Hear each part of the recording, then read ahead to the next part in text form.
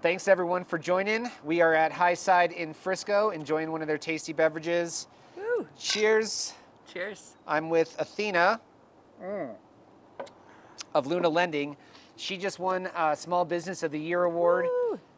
There's a lot in the headlines right now about credit scores and LLPAs, and so we wanted to talk to a professional and just really get down to what's happening. So what is an LLPA? Definitely. So first off, you're right. There's a lot of media coverage right now and headlines, but let me tell you something. The media is gonna media. Media is gonna media. So they're referencing an announcement that was made last year about changes to LLPAs, and LLPAs are loan level pricing adjustments. So they are adjustments made to your interest rate based on risk factors. Wow. So if you have already secured a mortgage or you're looking at one, this is already part of everything. It was announced last year and it's just now really being blasted out there. It was announced last year and the changes have been baked into interest rates for months now. So it won't affect anybody who, let's say they got pre-approved last week and then they saw the news and they go, oh my gosh, my loan is going to be so much more expensive. That's not what's happening. Good to know. And we're going to get to some numbers a little bit further down. I'm going to let you just jump into the main narrative. Sure. I mean, essentially what we're hearing from the news right now is that those folks with worse credit scores are going to get lower or better interest rates, and the folks with higher credit scores are going to get higher or worse interest rates. That's not what's happening here. Okay. So a big distinction that we need to make, LLPAs affect the cost of the interest rate, not the interest rate itself. That's really valuable. That's really good to know. So to put a little context into what's happening is Fannie and Freddie are trying to promote first-time home ownership. And so they've adjusted how we view the risk factors to promote first-time primary homeowners. Okay. Now, part of what they're doing, which nobody seems to be talking about, is that first-time home buyers who make up to 120% of the area median income, they actually have all of their LLPAs waived. And what are the AMI, what's the AMI breakdown in Summit County? Summit County, the 120% AMI is $119,750. So if you're not making basically $120,000, this doesn't even apply to you. Exactly. Exactly. Okay, good to know. So, let's kind of look at the changes that occurred. Yeah. And dive into it. So, the media is really focusing on these low credit scores that are winning big with these changes.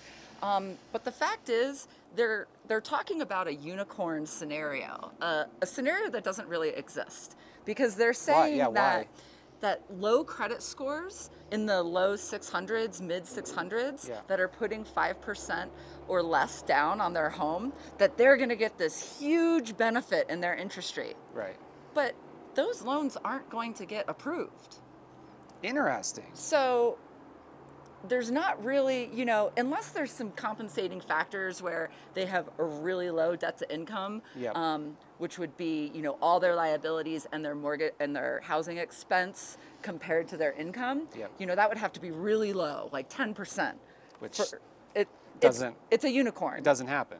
It just doesn't happen. But that's what they're trying to push, and then they're again just trying to say, like, and if you're in maybe a more affluent position, you're going to be penalized for somebody who doesn't have the same advantages on paper that you do. Don't go tank your credit score. Don't go tank your credit score. Having a better, higher credit score is always going to benefit you. Do not plan to not pay your parking tickets or anything like that, because... Which was an interesting note that she made, that a parking ticket at Keystone can be more detrimental to your credit than a lot of other stuff. Exactly. If you don't pay that $25 for parking ticket from Keystone and it hits collections, that's going to hurt you. The folks, even though their LLPA for credit increased, the cost of their interest rate is still significantly lower. And so let's talk numbers. Show me the numbers, right? Sure. Let's talk numbers. So, okay, so this is a chart of the current LLPAs. And so let's say you had a 760 credit score, a nice high stable credit score. You're gonna have a loan for your loan amount is $900,000. So your interest rate would now cost $4,500. Okay. When it would have cost $2,250 before. Okay. So yes, is that double? Yeah. It is. But let's put this into perspective. Right, because money's money. So let's talk about these low 600 credit scores that are really winning the jackpot here. So their interest rate now costs $18,000. And it used to cost $24,750. Yeah. So did it improve? Of course. Yeah. We're trying to, it should improve. It should improve. We're trying to promote home ownership. That's a huge difference, though. I mean, $4,500 if you have a good credit score, $18,000 if you're working on your credit score, because like you said, went through a divorce, medical bills, whatever happened in life, or you're just starting out.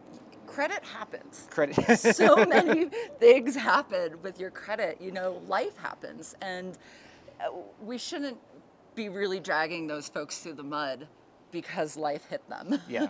And this isn't just a straight Bernie Sanders approach. No, no. Sorry, I had to throw that one in there. It's not socialism. It's not socialism. Okay, great. Awesome. Well, but it is good to clarify that, you know, there are going to be groups of people who are affected. yeah. And so always. the folks who are high income earners and are first time home buyers who can't put 25% or more down, they're going to be affected a little bit more. Okay. Let's see, who else? The non-first time home buyers. Non-first time home buyers, They're which is a big part of our market. They're going to be affected. Yeah. You know, so there's LLPAs for second home and investment properties. Yeah. There's LLPAs for condos. But it makes sense. You've already secured your primary residence. You're fortunate enough to be able to have a second home. Yes. Or an investment property where you can continue to prosper. So Yes. The idea is they're trying to create more inventory for these first-time home buyers. which we all know the market desperately needs. So it's be wary of those headlines, folks. Yep. Just make sure you talk to like a trusted professional. Talk to a trusted professional. If you're in the market, get pre-qualified before you come talk to me, because I can't do anything for you if you're not pre-qualified with a lender. Yes, certainly. I do get the phone calls of folks who say, I found this great house.